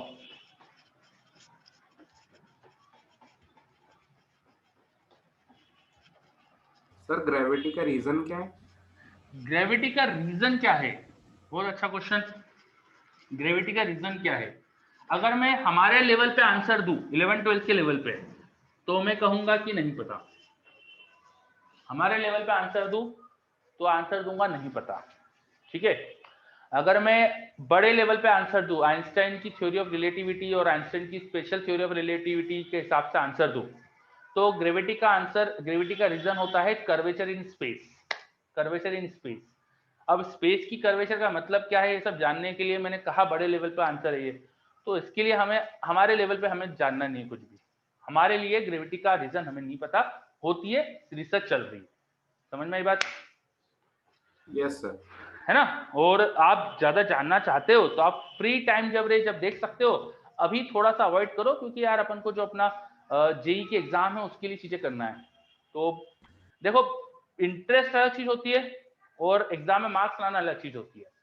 फिलहाल हमारा एम है कि जेई की एग्जाम क्लियर करना। थोड़ा सा सैड एम है ये, मतलब कि सिर्फ मार्क्स लाके कोई अच्छा साइंटिस्ट नहीं बनता है, पर क्या करे, अब अपने वहां पे है ही, जरूरत ही यही है, अपन को मार्क्स ही चाहिए आईआईटी में सिलेक्ट होने के लिए। तो आपका इंटरेस्ट कितना भी हो, आपको अलग से पढ़ो, उसके लिए कोई मना ही नहीं है। फिलहाल मैं आपको जेईई एग्जाम क्लियर करने के लिए पढ़ा रहा हूँ, तो मैं उससे रिलेटेड ही चीजें कराऊंगा, ठीक है। चलो, यस सर। बाकी ये अच्छा क्वेश्चन था आपका, मतलब मुझे तो काफी इंटरेस्ट आता है ऐसे क्वेश्चन में, पर अपने पास टाइम नहीं है, इसलिए अपन थोड़ा सा अवॉइड करेंगे। आगे बढ़ते, हम पढ़ रहे थे Kepler's law. What are Kepler's law, लिखिए। अच्छा, आप लोग तो पढ़े हुए हो यार, केपलर्स लॉ क्या होता है बताओ। केपलर लॉ किस बारे में है ये बताओ सबसे पहले तो।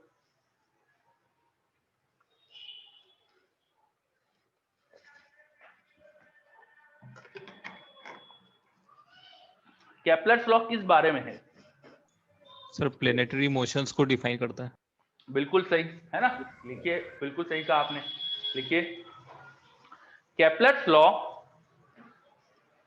Kepler's law are about motion of satellite और प्लैनेट्स, मोशन ऑफ सैटेलाइट्स और planets, about sun, about sun। किसी भी सन लिखा जरूर रहा हूं मैं, पर किसी भी एक हेवनली ऑब्जेक्ट, कोई बड़ा मास है, उसके अबाउट कोई दूसरा मास अगर रोटेट कर रहा है, वहां पर भी केपलर लॉ लगा सकते हैं अपन। सन के अबाउट कोई सन का सैटेलाइट घूमे, या सन के अबाउट हमारे प्लैनेट्स घूमे, प्लैनेट सन के सैटेलाइट ही तो है, तो इन सब प्लैनेट्स का मोशन जो गवर्न करने वाले लॉज है, वही केपलर्स लॉ है। केपलर ने ऑब्जर्व करके इन लॉज को दिया था, इन्हें केपलर्स लॉ बोलते हैं अपन।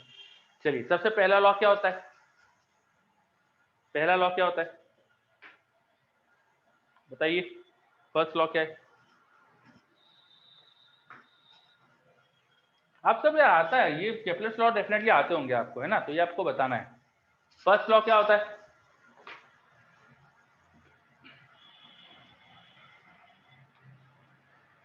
सन के अबाउट प्लैनेट या सैटेलाइट इलिप्टिकल ऑर्बिट में घूम रही होती है, और इन इलिप्टिकल ऑर्बिट के एक फोकस पर सन होता है। This is first law, you can write it down, you can write it down, खुद से लिखिए अब से आप, है ना। सैटेलाइट्स और planets are revolving around sun in elliptical orbit, and sun is lying at a focus. Ellipse के दो फोकस होते हैं, तो किसी एक फोकस पे सन लाई कर रहा है, किसी एक फोकस पे सन लाई कर रहा है। This is first law. क्या ये समझ में आया आपको फर्स्ट लॉ क्या है? क्या ये समझ में आया आपको फर्स्ट लॉ Yes, क्या sir. है ना? मतलब कि आप अगर किसी सैटेलाइट का पाथ देखेंगे तो वो जो पाथ होता है सैटेलाइट का वो इलिप्टिकल ऑर्बिट में होता है। जैसे मैंने इलिप्स बनाया, ठीक है, ये एक इलिप्स बनाया। अच्छा, सर्कल और इलिप्स में इलिप्स और सर्कल में क्या रिलेशन होता है? इलिप्स और सर्कल में क्या रिलेशन होता है? कुछ रिलेशन है क्या इलिप्स और सर्कल में? Circle is a special case of ellipse. Very good, very good. Circle is just a special case of ellipse. तो अगर मैं ये कह रहा हूं कि सैटेलाइट इलिप्टिकल ऑर्बिट में घूमती है तो मैं ये भी बोल रहा हूं कि सर्कल में भी घूम सकती है, क्योंकि circle is also an ellipse, है ना? इलिप्स थोड़ा सा वर्सेटाइल वर्ड हो गया। इलिप्स में घूमना और सर्कल में घूमना एक ही बात है। Circle is also an ellipse, तो इसलिए मैंने स्पेशल नहीं लिखा है कि सर्कुलर ऑर्बिट भी हो सकती है, क्योंकि circle is a case of ellipse. Ellipse से ही सर्कल बन सकता है, ठीक है? चलो, तो कोई भी प्लेनेट या सैटेलाइट जो होती है वो इलिप्टिकल ऑर्बिट में घूमती है, और इलिप्स के दो फोकस होते हैं, अगर आपको इलिप्स के बारे में याद हो, यस सर। है ना? तो इलिप्स के अपन क्या मेजर एक्सिस, माइनर एक्सिस, ऐसा कुछ कहते हैं ना अपन, यस सर। है ना? उसमें फोकस होते हैं, दो फोकस होते हैं। मान लीजिए S1 या S2 ये फोकस है, दिस इज फोकस। तो किसी एक फोकस पे सन होता है ना? मान लीजिए हाँ सन है। बात समझ में आई? ये है केपलर का पहला लॉ कि प्लैनेट्स या जो सैटेलाइट्स होती है वो इलिप्टिकल ऑर्बिट में घूमती है और इलिप्स के किसी एक फोकस पे सन होता है। बताइए, समझ में आया आपको ये? Yes sir. Yes sir. Very good, very good, very good. चलिए, फिर इलिप्स के बारे में आपको शायद पता होगा। इलिप्स में ये जो पूरी लंबाई होती है इसको बोलते हैं मेजर एक्सिस, यहाँ से यहाँ की लंबाई को माइनर एक्सिस, सेंटर से यहाँ तक की डिस्टेंस। अच्छा, सेंटर को क्या बोलते हैं? इसका कोई नाम है क्या? सेंटर ही बोलते हैं कैसे? ओरिजिन। हाँ, ओरिजिन Vertex. बोल लो, सेंटर ही बोल लो, Vertex. वर्टेक्स बोल लो, बिल्कुल सही, वर्टेक्स। और ये जो डिस्टेंस होती है इसे बोलते हैं अपन सेमी मेजर एक्सिस, ए से रिप्रेजेंट करा जाता है। इस डिस्टेंस को सेमी माइनर एक्सिस, इसे बी से रिप्रेजेंट करा जाता है, ठीक है? Semi major axis, semi minor axis. Focus की वर्टेक्स से डिस्टेंस, फोकस की वर्टेक्स से डिस्टेंस को नॉर्मली अपन एफ से रिप्रेजेंट करते हैं, है ना? तो वर्टेक्स तो एंड पे होता है ना ये? नहीं, वर्टेक्स एंड पे होता है क्या? पता नहीं मुझे, इसको सेंटर बोल लो। फोकस की Origin सेंटर से भी। डिस्टेंस। अब देखो यार, मैं इलिप्स के बारे में मैथ्स में क्या टर्म यूज करते हैं मेरा काम वो बताना नहीं है। सेंटर बोल लो, चलो इसको। सेंटर से फोकस की डिस्टेंस जो है उसे एफ से रिप्रेजेंट करते हैं, मैंने ऐसा कहा। और इनके बीच में कोई रिलेशन भी होता था इसेंट्रिसिटी के साथ। कुछ इसेंट्रिसिटी नाम की भी चीज होती है, यहाँ पर पढ़ा होगा शायद आपने, Yes, sir. है ना? वो इसेंट्रिसिटी क्या होती है वो आप लिख लेना खुद से, अब वो मैं नहीं लिखा रहा। और वैसे भी फिजिक्स में उसके बारे में ज्यादा कुछ जरूरत होती नहीं है हमें जानने की। मैथ्स का कॉन्सेप्ट है, फिजिक्स में कोई उसके बारे में ज्यादा पूछता भी नहीं है, तो जब जरूरत हो आप खुद लिख लीजिएगा eccentricity. Okay, so this is about की सन के अबाउट प्लैनेट्स का मोशन इलिप्टिकल ऑर्बिट में होता है। ये फर्स्ट लॉ था केपलर का। चलिए सेकंड लॉ पे आते हैं अपन। सर, इसमें S2 पे कौन है सर? कोई नहीं है, किसी एक फोकस पे सन है। तो सर दूसरे पे कोई नहीं है? कोई भी नहीं है, दूसरे पे कोई भी नहीं है, बिल्कुल सही है ना? दूसरे पे कोई भी नहीं है, ओके सर। है ना? अच्छा, एक चीज और, अब तुमने बात छेड़ी है तो एक और बात कर लेते। ये जो प्लेनेट या सैटेलाइट है वो सपोज ऐसा घूम रहा है, तो Yes. एक बार जब वो यहां आएगा तो सन के सबसे क्लोज आएगा। जब वो यहां होगा तो उसकी सन से सबसे क्लोजेस्ट डिस्टेंस होगी, यस सर। है ना? और जब वो वहां होगा प्लेनेट, तब उसकी सन से डिस्टेंस सबसे लार्जेस्ट होगी। सही बात है क्या? Yes sir. Yes sir. इन R1 R2 की वैल्यू पता हो तो क्या ए और बी निकाल सकते हो? अगर आपको इन R1 R2 की वैल्यू पता हो तो ए और बी निकाल सकते हो क्या? बताओ।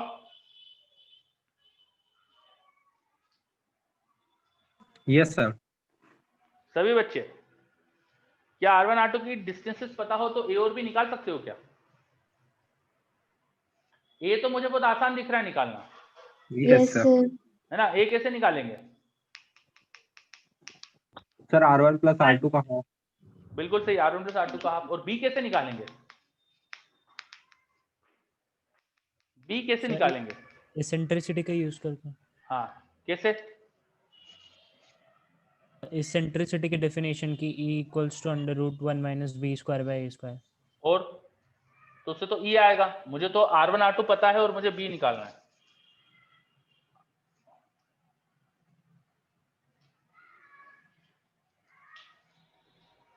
चलो आप लोग दिमाग लगाना कि बी कैसे निकालेंगे, ठीक है।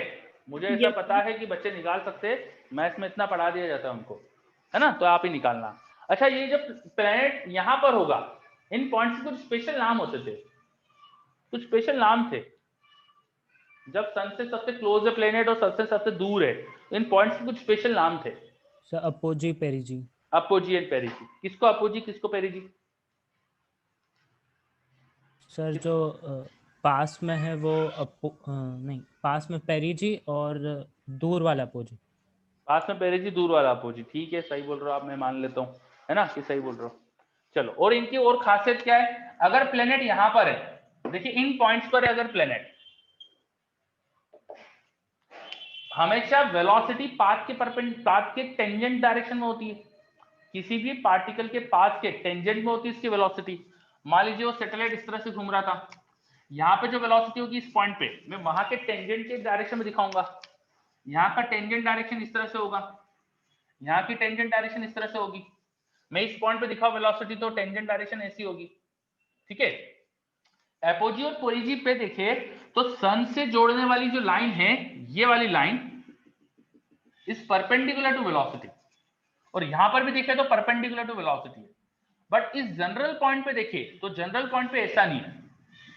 इस जनरल पॉइंट पे दोनों परपेंडिकुलर नहीं है। यहाँ पे theta is not equal to pi by 2, theta is not equal to pi by 2। Apogee और पेरिजी की खासियत ये होती है कि वहां पर सन से जोड़ने वाली लाइन और वेलोसिटी परपेंडिकुलर होती है। R vector and V vector are perpendicular. आ रहा समझ में? yes sir. है ना, ये बहुत बड़ी खासियत है एपोजी एंड पेरिजी की। चलो ओके, तो ये अपन ने फर्स्ट लॉ के बारे में चीजें देखी और उसमें जो प्रॉपर्टीज होती है एलिप्स की वो सारी बताई मैंने आपको, ठीक है। अपना टाइम है अभी, आगे लिखिए केपलर सेकंड लॉ। आगे लिखिए केपलर सेकंड लॉ। क्या होता है सेकंड लॉ, बताइए जल्दी से।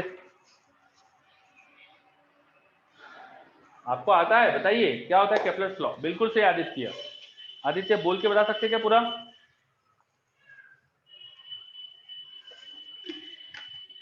Sir radius vector sir same equal area sweep करता है सर उसमें। बिल्कुल सही है ना। Areal velocity is constant. Second law of Kepler is areal velocity is constant. ये हो गया फर्स्ट लॉ, इलिप्टिकल ऑर्बिट होती है। Second, areal velocity is constant. अभी एरियल वेलोसिटी होती क्या है, पहले तो ये समझते हैं, फिर कांस्टेंट कैसे वो समझ लेंगे। देखिए जो प्लेनेट को सन से जोड़ने वाली लाइन है, ये लाइन प्लेनेट अगर घूमेगा तो ये लाइन घूमेगी, प्लेनेट अगर घूमेगा तो ये लाइन घूमेगी। जैसे मैं यहाँ पर एक डायग्राम बना के दिखाता हूँ। मान लीजिए ये था सन और प्लेनेट यहाँ था, तो ये थी वो लाइन। अब प्लेनेट थोड़ा सा मोशन करके जब यहाँ पहुंचा तो सन को प्लेनेट से जोड़ने वाली लाइन ऐसी हो गई। तो इस लाइन ने कुछ एरिया कवर करा है। ये जो एरिया कवर करा है, ये कितने टाइम में कवर करा है उस टाइम से डिवाइड करो तो आ जाएगा areal velocity. Aerial velocity is area covered by time taken. और अगर ये एरियल वेलोसिटी निकाले, हम एरियल वेलोसिटी निकाले, ये जो रेशो आएगा इसे बोलते हैं एरियल वेलोसिटी, ये हम निकाले तो ये कांस्टेंट आती है। ये चाहे प्लेनेट यहां से यहां जा रहा हो, चाहे प्लेनेट की मोशन यहां से यहां हो रही हो, चाहे प्लेनेट का मोशन इस पॉइंट से इस पॉइंट हो रहा हो, जब वो अर्थ के जब वो सन से डिस्टेंस कम होती है तो ज्यादा तेज चलने लगता है, जिससे क्या होता है एरिया ज्यादा कवर हो जाए। और जब डिस्टेंस ज्यादा होती है तो स्पीड कम हो जाती है, जिससे एरिया वही कवर हो सेम टाइम में। तो सेम टाइम में सेम एरिया कवर होता है, this is second law. Same time में सेम एरिया कवर होता है, दिस इज सेकंड लॉ। बताइए समझ में आ रहा है क्या? सेकंड लॉ है क्या, समझ में आ रहा है क्या? Yes sir. है ना? अब ये हाँ बोलिए सर रिपीट कर दिए नेटवर्क। रिपीट कर देता हूं। देखिए मान लीजिए प्लेनेट यहां पर था, वो यहां पहुंचा थोड़े से टाइम में, जितने टाइम में यहां पहुंचा उतने टाइम में उसका जो सन से जोड़ने वाली लाइन है वो यहां से यहां पहुंच गई। यस तो सर। सन से जोड़ने वाली लाइन ने कुछ एरिया स्वीप करा है, कुछ Yes, एरिया sir. घूम गई है, वो जो एरिया उसने कवर करा वो एरिया बाय टाइम करो तो आती है एरियल वेलोसिटी, और ये एरियल वेलोसिटी कांस्टेंट आती है। कांस्टेंट आने का मतलब यहाँ टी टाइम में कुछ एरिया कवर हुआ है तो उतने टी टाइम में सेम एरिया यहाँ कवर होगा, यहाँ भी सेम एरिया कवर होगा। हर बार सेम टाइम में सेम एरिया कवर करता है प्लेनेट अबाउट सन। ये होता है सेकंड लॉ कि एरियल वेलोसिटी कांस्टेंट होती है। आ रहा है Okay, समझ में? sir. Yes, sir. ओके अब इसे प्रूव कैसे कर सकते हैं? ये कैसे हमें समझ में आया कि एरियल वेलोसिटी कांस्टेंट होती है? तो इसको प्रूव करने का बहुत आसान तरीका होता है, conservation of angular momentum. This is based on conservation of angular momentum. This is based on L vector equal to constant. आपने पढ़ा है रोटेशन, तो आपको पता है एंगुलर मोमेंटम कंजर्वेशन कब लगा सकते हैं। देखिए जब ये सैटेलाइट घूम रहा है तो इस पर सन का ही तो फोर्स लग रहा है, इस पर सन का ही तो फोर्स लग रहा है। उस फोर्स का सन के अबाउट कोई टॉर्क आएगा क्या? बताओ बोलो। Yes sir. आएगा क्या? No sir. Torque about sun is 0। नहीं आएगा सर। नो। क्यों नहीं आएगा? क्योंकि r क्रॉस f होता है टॉर्क, और फोर्स और r वेक्टर एक ही डायरेक्शन में हो गए, एंटी sir. पैरेलल हो गए। Yes, sir. तो पैरेलल या एंटी पैरेलल केस में टॉर्क 0 हो जाता है, तो टॉर्क अबाउट सन इज 0। इसका मतलब angular momentum about sun is constant. Torque का मतलब होता है rate of change of angular momentum. Torque का मतलब होता है rate of change of angular momentum, और टॉर्क 0 इसका मतलब एंगुलर मोमेंटम कांस्टेंट। तो एंगुलर मोमेंटम कांस्टेंट है। अब एंगुलर मोमेंटम निकालते हैं कैसे अपन? r क्रॉस mv, याद करिए, r क्रॉस mv से निकालते हैं ना एंगुलर मोमेंटम। Yes, अब sir. r वेक्टर क्या है? सन से प्लेनेट को जोड़ने वाला वेक्टर ये r वेक्टर है, सन को प्लेनेट से जोड़ने वाला वेक्टर ये r वेक्टर है, और ये वेलोसिटी वेक्टर है। मान लो इनके बीच में कुछ एंगल था, मान लीजिए थीटा एंगल था, तो अब मैं मैग्नीट्यूड निकालू इसका, तो मैं लिखूंगा r का मैग्नीट्यूड मास इंटू वेलोसिटी का मैग्नीट्यूड और दोनों के एंगल के बीच साइन। मैं अगर मैग्नीट्यूड निकालू तो सही बात है क्या? Yes sir. Yes, तो sir. वेक्टर अगर कांस्टेंट है तो उसका मैग्नीट्यूड भी कांस्टेंट होना चाहिए, तो उसका मैग्नीट्यूड भी कांस्टेंट आएगा। अब इसमें v sin थीटा क्या है? देखो v था वेलोसिटी, उसका cos थीटा कंपोनेंट मतलब रेडियस के अलोंग वेलोसिटी, sin थीटा मतलब रेडियस के परपेंडिकुलर वेलोसिटी होगी। m तो कांस्टेंट होता ही है, उसे मैं हटा सकता हूं यहां से, m को हटाया, m तो कांस्टेंट ही है, कोई प्लेनेट का मास थोड़ी बदल रहा है टाइम के साथ। और v sin थीटा क्या था? v परपेंडिकुलर वाला जो रेडियस के परपेंडिकुलर है, रेडियस के परपेंडिकुलर जो वेलोसिटी होगी वो वेलोसिटी की वजह से r घूम रहा है ना, रेडियस के परपेंडिकुलर वेलोसिटी से r घूम रहा है। यस वो जो सर। छोटे से टाइम में जो एरिया कवर होगा ये सेक्टर जैसा दिखेगा छोटे से टाइम में, बोलो यस सर। है ना। छोटे से टाइम में जो एरिया कवर होगा in small time area is equal to sector area. Sector का एरिया कैसे निकालते हैं अपन, बताओ बोलो। Theta by 360, sir. Theta by 2 into R square. Theta sir. अगर रेडियन में ले लो तो theta by 2 into R square, ठीक है, theta by 2 into R square. ये लिखते हैं अपन सेक्टर का एरिया। Yes sir. अब यहाँ ये सेक्टर का एरिया लिख लिया, अब यहाँ पे आ जाओ, वापस यहाँ आ जाओ। अच्छा v परपेंडिकुलर जो होगा, v जो ऐसा टेंजेंट की डायरेक्शन में होगा उसको मैं r इंटू ओमेगा लिख सकता हूँ ना। यहाँ पर अगर थोड़े से टाइम में जो एंगुलर वेलोसिटी वो ओमेगा दिख रही हो तो v को r ओमेगा लिख सकता हूँ ना।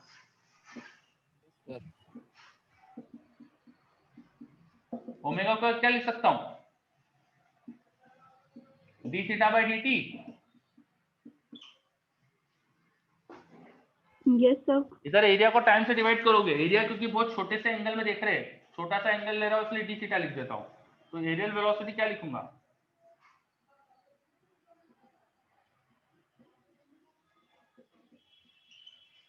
dt से डिवाइड करूंगा तो ये आ जाएगा ना छोटे से टाइम में। क्या समझ में आया? अगर ये कांस्टेंट है तो इसका आधा भी तो कांस्टेंट होगा। Yes sir. इसका मतलब ये तो रियल वेलोसिटी थी। तो यहां से प्रूव हो गया कि एरियल वेलोसिटी कांस्टेंट होती है। कैसे प्रूव करा एरियल वेलोसिटी कांस्टेंट होती है? सबसे पहले तो एरियल वेलोसिटी का मतलब समझा। एरियल वेलोसिटी होती है area covered per unit time. छोटे से टाइम में देखा तो एरिया सेक्टर का एरिया था। सेक्टर का एरिया होता है angle rotated into r square by 2। Angle बहुत छोटा है तो d थीटा लिख दिया मैंने, छोटे से टाइम में देख रहा हूं तो d थीटा लिख दिया, उसको टाइम dt से डिवाइड करा तो एरियल वेलोसिटी आ गई। उधर एंगुलर मोमेंटम कांस्टेंट होता है, वो करा मैंने, तो एंगुलर मोमेंटम होता है r क्रॉस mv, वो कांस्टेंट है। अगर एंगुलर मोमेंटम कांस्टेंट तो उसका मैग्नीट्यूड भी तो कांस्टेंट आना चाहिए। इसका मैग्नीट्यूड निकाला, r का मैग्नीट्यूड mv का मैग्नीट्यूड, दोनों के बीच में एंगल का साइन, m कांस्टेंट है, उसे m से उधर भेज दिया तो उधर कोई फर्क नहीं पड़ेगा, कांस्टेंट ही रहेगा अभी भी वहां पर। r into V sine theta आया, वी साइन थीटा हो गया v परपेंडिकुलर, वेलोसिटी का रेडियस के perpendicular component, tangential velocity. Tangential velocity को लिख सकता हूं r इंटू ओमेगा, ओमेगा को लिख सकता हूं d थीटा बाई dt। तो ये एक्सप्रेशन मेरे पास कांस्टेंट था तो इसका आधा भी तो कांस्टेंट होगा, और इसका आधा ही तो था एरियल वेलोसिटी। इसका मतलब एंगुलर मोमेंटम कंजर्वेशन से प्रूव कर दिया मैंने कि एरियल वेलोसिटी कांस्टेंट होगी। समझ आ रहा है? Yes sir. ओके, तो this is Kepler second law. Kepler second law का अपन ने प्रूफ भी देख लिया। क्या आपको क्लियर है ये केपलर का सेकंड लॉ क्या होता है, उसका proof? Yes sir. Yes sir. Okay, जल्दी से लिखिए, Yes, नोट कर sir. लीजिए इसे जल्दी से। केपलर सेकंड लॉ देख लिया अपन ने, नोट कर लीजिए इसे।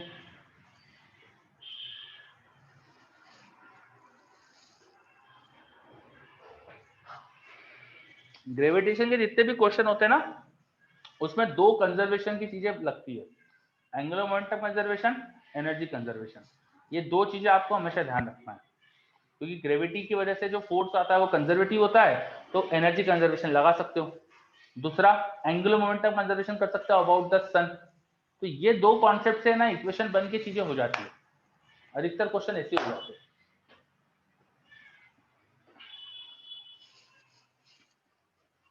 चलिए,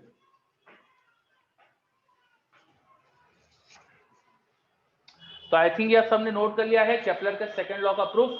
अब केपलर थर्ड लॉ पे आते हैं। केपलर थर्ड लॉ पे आते हैं। सर हाँ बोलिए। सर यहाँ पे जो r जो है वो सन से और जो इलेक्ट्रिक अपना जो पाथ है वहां तक की दूरी है ना, तो वो तो वेरिएबल रहेगी ना सर, r तो वेरिएबल रहेगा। बिल्कुल सही, आर वेरिएबल है, बट छोटे से टाइम में आर में बहुत कम चेंज होगा ना। Yes. बहुत ही स्मॉल टाइम में देखूंगा तो आर तो निग्लिजिबल चेंज होगा ना। यस सर, और स्मॉल एंगल। हाँ, स्मॉल एंगल के लिए बिल्कुल सही। अब अगर नोट कर लिया है तो नेक्स्ट केपलर थर्ड लॉ देखते हैं। What is Kepler third law? What is Kepler third law, बताइए। Square of the time period. आगे बोलो। Sir directly proportional Directly to the proportional to cube of the radius. Semi major axis. Semi major axis, very good, semi major axis. T cube is proportional to A cube, square, T square is proportional to A cube. This is Kepler third law. और इसे हम अगर circular motion है तो prove कर चुके। Circular motion है तो हमें थोड़ी देर पहले प्रूव करा था मैंने सर्कुलर मोशन के केस में, ठीक है। Circular motion is a special case of elliptical motion, तो ये प्रूव कर चुका था थोड़ी देर पहले in case of circular motion. Elliptical के लिए इसका प्रूफ हमारे कोर्स में नहीं है, वो बहुत लंबा जाएगा, प्रूव करना भी चाहो तो अगर, है ना, तो वो मत जाओ उस चीज में। बस याद रख लो कि ये होता है T square proportional to A cube. अच्छा, ए कैसे निकाल सकते हैं? थोड़ी देर पहले आपने बताया था मुझे, अगर एपीजी और पेरीजी की डिस्टेंसेस पता हो सन से, तो ए कैसे निकालते? R1 plus R2 by 2। Very good, तो आप ऐसा भी लिख सकते हो। और प्रोपोर्शनलिटी कांस्टेंट क्या आता था यहाँ पे?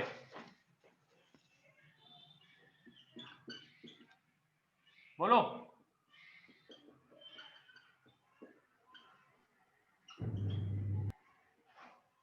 प्रोपोर्शनलिटी कांस्टेंट क्या आ रहा था? 4 pi square by gm. Very good, 4 pi square upon GME। GM। ठीक है, m मास ऑफ अर्थ या मास ऑफ सन जो भी है वो लिख सकते हो, है ना। ये m अगर सन का मास है वो लिख दिया मैंने। बस इस तरह से याद रखो टाइम पीरियड निकालने का फॉर्मूला। तो अगर आपको एपीजी और कोरिजी पता है तो आप टाइम पीरियड निकाल सकते हो। सर मास ऑफ सन आएगा ना? हाँ, मास ऑफ सन मैंने उसको m लिखा है, m यहाँ पे देखो मैंने मास ऑफ सन यहाँ पे m लिखा है, वहां पर भी m लिखा है। ठीक है, यस सर। अब देखो क्वेश्चन आ जाते हैं कि एपीजी और पेरिजी की डिस्टेंस कैसे निकालें, क्योंकि हमें टाइम पीरियड निकालने के लिए यही चाहिए। क्वेश्चन कैसे आ जाएगा कि भाई सन है, सन से कुछ दूर खड़े हुए और किसी एंगल पे फेंक दिया सैटेलाइट को, किसी एंगल पे वेलोसिटी प्रोवाइड कर दी कुछ और फेंक दिया। तो ऐसा क्वेश्चन दे दिया कि किसी भी रैंडम पॉइंट पे खड़े हुए हैं, कोई वेलोसिटी दे दी और ये रेडियस से कितने एंगल पर है वो दे दी। अब आपको टाइम पीरियड पूछ लिया, तो वहां फिर हम क्या करेंगे, टाइम पीरियड कैसे निकालेंगे? तो वो निकालने के लिए मुझे R1 और R2 चाहिए, तो मुझे ये डिस्टेंसेस R1 और R2 निकालना पड़ती है। ये कैसे निकालूंगा, ये हमें आना चाहिए। ये कैसे निकाल सकते हैं? जब भी सैटेलाइट या प्लेनेट का मोशन हो रहा है अबाउट सन, तो एक तो एनर्जी कंजर्व रहेगी और एंगुलर मोमेंटम कंजर्व रहेगा। बस यही दो हमारे पास रामबाण है, इनसे क्वेश्चन हो जाएंगे। जब यहां पहुंचेगी सैटेलाइट, तो अगर मैं मोमेंटम कंजर्वेशन की इक्वेशन लिखूं एट एपीजी एंड कोरिजी, यहां पर अगर मोमेंटम कंजर्वेशन लिखूं, तो मैं अगर उधर वाले पॉइंट पे लिखूंगा तो आप लिखेंगे m, वहां पे जो भी वेलोसिटी है, मान लीजिए यहाँ पर वेलोसिटी v1 है और यहाँ पे वेलोसिटी मान लीजिए v2 है, तो मैं क्या लिखूंगा वहां पर, mass of satellite into v1 into r1, वो वहां पर होगा एंगुलर मोमेंटम। और इधर वाले पॉइंट पे लिखूंगा तो आएगा m v2 r2, और यही एंगुलर मोमेंटम जनरल पॉइंट पे भी होना चाहिए। जनरल पॉइंट का एंगुलर मोमेंटम अगर आपको एंगल पता है तो आप लिख सकते हो, वो हो जाएगा m, वहां पे जनरल जो वेलोसिटी है into r into sine theta. समझ में आई बात? Yes sir. है ना। तो आपको यहाँ से एक जनरल वेलोसिटी जनरल एंगल पे दे दी थी, तो ये आपको पता है ये सारी चीजें, ये पता है, तो आप v1 r1 या v2 r2 की वैल्यू निकाल लोगे। आपको v1 r1 या v2 r2 मिल गया है, समझे? v1 r1 या v2 r2 आपको मिल गया है, समझे? आपको क्योंकि v r थीटा तो दिया था क्वेश्चन में, तो आपको v1 r1 v2 r2 मिल गया है। अब फिर v1 v2 की वैल्यू r1 r2 कैसे निकाले? मेरा m r1 r2 निकालना है, वो कैसे निकालो? तो एनर्जी कंजर्वेशन की इक्वेशन और बनाओ, एनर्जी कंजर्वेशन की इक्वेशन यूज करो, उससे मिल जाएगा। इस पॉइंट पे टोटल एनर्जी, इस पॉइंट पे टोटल एनर्जी और इस पॉइंट पे टोटल एनर्जी तीनों इक्वल होना चाहिए, तो उससे इक्वेशन मिल जाएगी आपको, समझे? सर आपने momentum conservation, angular momentum conservation नहीं करा। मोमेंटम कंजर्वेशन एपोजी और पेरिजी के लिए लगाया है सर। हाँ, तो सर फिर MVR साइन थीटा क्यों लिखा है सर आपने? क्यों? सभी पॉइंट पे सेम एंगुलर मोमेंटम होता है ना। Okay sir, got it sir. सभी पॉइंट पे सेम है ना, सही है। Yes sir. चलो, और एनर्जी भी सभी पॉइंट पे सेम आएगी, total energy, potential plus kinetic सब पॉइंट पे सेम आएगी, तो वो इक्वेट करके ना तुम इक्वेशन बना सकते हो, समझे? तो इससे R1 R2 मिल सकता है आपको, और R1 R2 मिल गया तो टाइम पीरियड आ जाएगा। कुछ बुझा? बताइए, कुछ आया समझ में? Yes sir. सर ओके, हाँ, चलो ठीक है ना। तो अब अपन एक काम करते हैं, आज यहीं रुकते हैं, ऑफिशियल टाइम से मैंने थोड़ा 7-8 मिनट ज्यादा ही ले लिए हैं, तो मैं यहीं रुकता हूँ आज। नेक्स्ट क्लास में, आज हमने केपलर्स लॉ पढ़ा है, इसको क्वेश्चंस वगैरह नहीं देख पाए, तो नेक्स्ट क्लास में हम क्वेश्चंस देखेंगे, और जो अभी में बात चल रही थी कि भाई जनरल एंगल पे फेंक दिया, तो वो उस तरह के क्वेश्चंस कैसे करेंगे वो सब देखेंगे, ठीक है? तो अब कुछ स्पेशल केसेस, स्पेशल टाइप के क्वेश्चन जो होते हैं, बस वो चीज बची है अपनी। बाकी ग्रेविटेशन के अंदर इतनी चीजें होती है, ऑलमोस्ट अपना पूरा ही हो गया है, एक क्लास में इसकी बची हुई थ्योरी भी अपनी कंप्लीट हो जाएगी। Understood? Yes sir. Yes sir. Okay. Yes, अब sir. आपका काम बढ़ गया है, आपको क्योंकि क्वेश्चंस वगैरह अटेम्प्ट करना है। मैंने रेज भेज दी थी आपको ग्रेविटेशन की, मैंने मॉड्यूल भी सेंड कर दिया था आपको, आज मैंने मॉड्यूल सॉल्यूशन भी भेज दिया, तो आप मॉड्यूल करना स्टार्ट कर दो, रेज करना स्टार्ट कर दो, है ना। अपन सैटरडे को जो अपनी क्लास है उसमें डिस्कस कर लेंगे, चलेगा? Yes sir. ओके बच्चों, है ना। चलिए फिर नेक्स्ट क्लास में मिलते हैं अपन, बाय सबको। Bye sir, thank you you, sir. Sir.